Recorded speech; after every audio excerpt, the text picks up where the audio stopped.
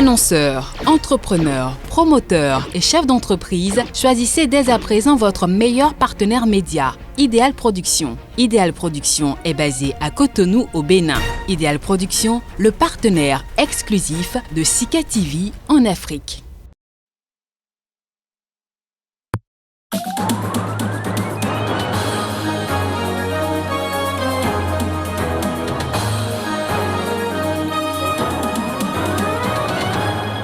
Une enquête de l'ONU conclut qu'une frappe aérienne conduite par l'armée française au Mali en janvier a tué 19 civils réunis pour célébrer un mariage et pas seulement des djihadistes. Une conclusion que conteste Paris.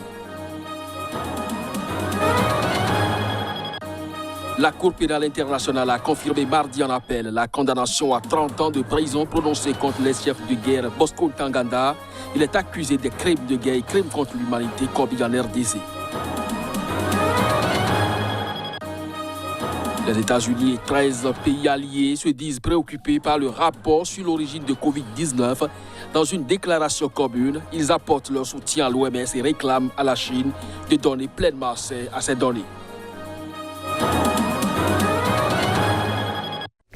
C'est là les grands titres à développer au cours de cette édition. Bonjour à chacun, bonjour à tous et bienvenue. Une enquête de l'ONU a conclu qu'une frappe aérienne conduite par l'armée française au Mali en janvier a tué 19 civils réunis pour célébrer un mariage et pas seulement des djihadistes.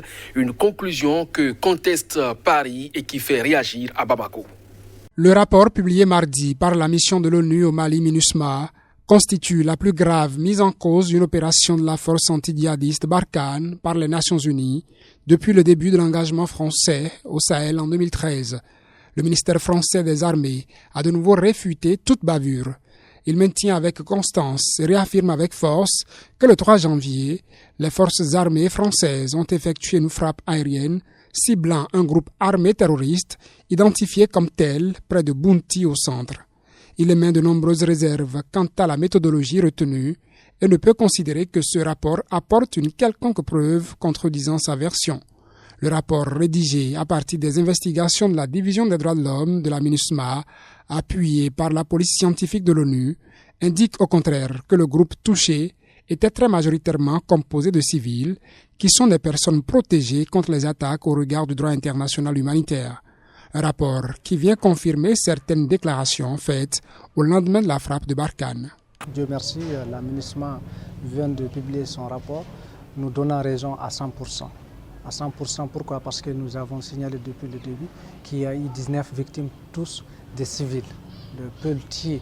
Il est grand temps que les FAMA, surtout les autorités militaires maliennes, commencent à dire la vérité, à aller vers la réalité, au lieu de sortir pour faire un communiqué maquillé des mensonges, parce que aller jusqu'à dire qu'il y avait de présence des pick-up, des motos, des armes pendant le raid, et c'est un raid très bien coordonné avec le G5 Sahel et la force Barkhane. Et aujourd'hui, il s'avère que dans le communiqué final du rapport des Nations Unies, il n'y a eu que des civils qui sont tués et il n'y avait pas de caracasses, ni de motos, ni des armes, ni de véhicules. Un rapport qui rend sa conclusion au lendemain d'une autre frappe de Barkhane, tout aussi controversée. Toujours au Mali, 6 jeunes ont été tués jeudi dernier dans le nord-est dans une frappe directe dirigée par l'armée française Barkhane comme visant des djihadistes. Des notables locaux parlent pour leur part de simples chasseurs tués alors qu'ils traquaient le gibier. Quelques jours après la mort de 6 jeunes dans une frappe dans le nord-est du Mali, un notable de la commune explique qu'il s'agit de chasseurs tués alors qu'ils traquaient le gibier. Mais Barkhane parle d'une frappe visant des djihadistes. Apparemment, les jeunes tiraient sur des perdrix ou, je ne sais pas moi, peut-être des lapins avec un fusil de chasse. Et pendant qu'ils sont dans ce comportement festif, il y a une frappe aérienne qui vient les écraser, y compris les 3 motos. Voilà ce qui s'est passé. Et ceux qui se sont déplacés, le constat qu'ils ont eu à faire, c'est qu'il y a 6 victimes et 3 motos brûlées. Et ils ont été surpris par cette frappe. Bon, je ne sais pas la frappe vient de qui. Moi, je ne saurais le dire. Mais dans le parler populaire, on parle éventuellement d'une frappe de Barkhane. Si, c'est la force Barkhane. Je ne comprends pas comment Barkhane ne voit pas 200 motos cantonnées de terroristes et il arrive à déceler 4 bergers. Ça, c'est quand même nous qui sommes les intermédiaires des populations avec l'administration, même avec les groupes armés du champ. Vraiment, ça, c'est troublant. C'est la deuxième fois en quelques mois qu'une intervention aérienne donne lieu à des versions aussi opposées de la part de l'armée française et de locaux. La Cour pénale internationale a confirmé mardi en appel la condamnation à 30 ans de prison prononcée contre l'ex-chef de guerre congolais Bosco Ntaganda. Il est accusé des crimes de guerre et crimes contre l'humanité commis en République démocratique du Congo.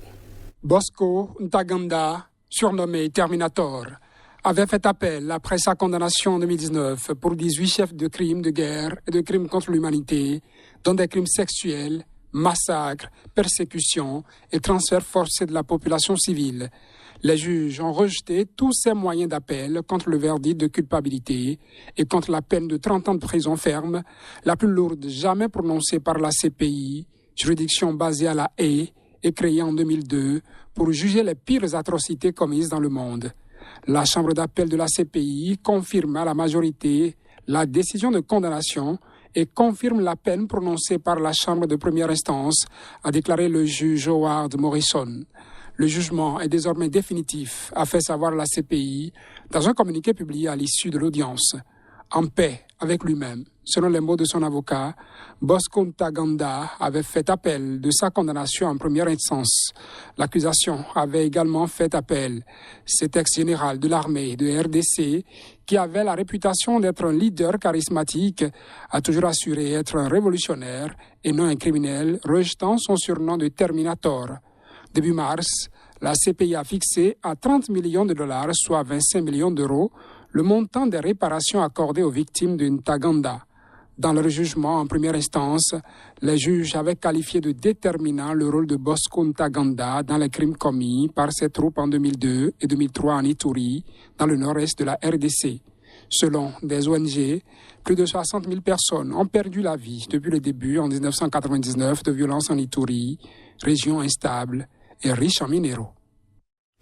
On reste en République démocratique du Congo où un dialogue s'est ouvert à Kinshasa entre les communautés en conflit dans l'est du pays. Ces travaux sont sous la commande du chef de la maison civile du président Félix Tshisekedi et pilotés par le gouvernement central en collaboration avec l'ONG Interpeace spécialisée dans le règlement des conflits.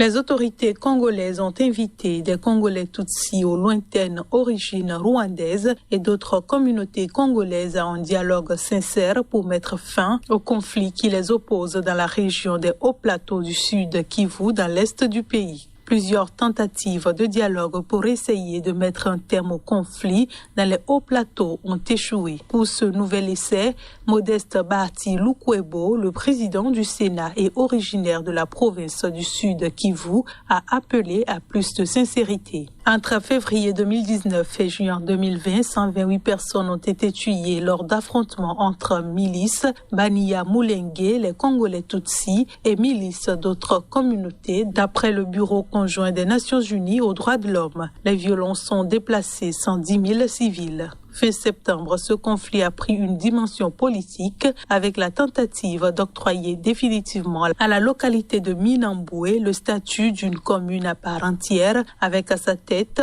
un bourgmestre issu de la communauté Banyamulenge. Cette décision, finalement annulée par le président Félix Tshisekedi, avait enflammé toute la RDC contre la balkanisation supposée de l'Est du pays sur fond de fortes suspicions anti-rwandaises. Les États-Unis et 13 pays alliés se disent préoccupés par le rapport sur l'origine de Covid-19. Dans une déclaration commune, ils apportent leur soutien à l'OMS et réclament à la Chine de donner pleinement accès à ces données. Il est essentiel d'exprimer nos préoccupations partagées sur le fait que l'étude d'experts internationaux sur l'origine du virus SARS-CoV-2 a été retardée de manière significative et n'a pas eu accès de manière exhaustive aux données et échantillons originaux, affirme le gouvernement américain avec 13 autres pays alliés, dont le Royaume-Uni, Israël, le Canada, le Japon, l'Australie, le Danemark ou encore la Norvège. Il est crucial que des experts indépendants puissent avoir pleinement accès à toutes les données humaines, animales et environnementales pertinentes, ainsi qu'aux recherches et au personnel impliqué dans les premières phases de l'épidémie, susceptibles de contribuer à déterminer comment cette pandémie a éclaté, ajoute ces pays parmi lesquels figurent aussi la République tchèque, l'Estonie, la Lettonie, la Lituanie, la Slovénie et la Corée du Sud. Selon ces gouvernements, de telles missions scientifiques devraient pouvoir mener leur travail dans des conditions permettant de produire des conclusions et des recommandations indépendantes et objectives. Nous partageons nos inquiétudes, non seulement pour apprendre tout ce que nous pouvons sur les origines de cette pandémie, mais aussi pour ouvrir la voie à un processus rapide, transparent et basé sur les preuves pour la prochaine étape de cette étude, ainsi que pour les crises sanitaires futures, ajoute-t-il. Selon les éléments du rapport dont l'AFP a obtenu copie lundi, ses auteurs jugent la transmission du virus à l'être humain par un animal intermédiaire probable à très probable, tandis que l'hypothèse d'un incident de laboratoire est au contraire qualifiée d'extrêmement improbable. Les États-Unis et ses alliés prennent acte de ces conclusions, mais exhortent à une prochaine étape de l'enquête, réclamant un engagement renouvelé de l'OMS et de tous ses États membres en faveur de l'accès, de la transparence et de la rapidité. Ce sera donc tout pour cette édition. Merci de nous avoir suivis. Bonne journée en compagnie du programme des SICA. À très bientôt.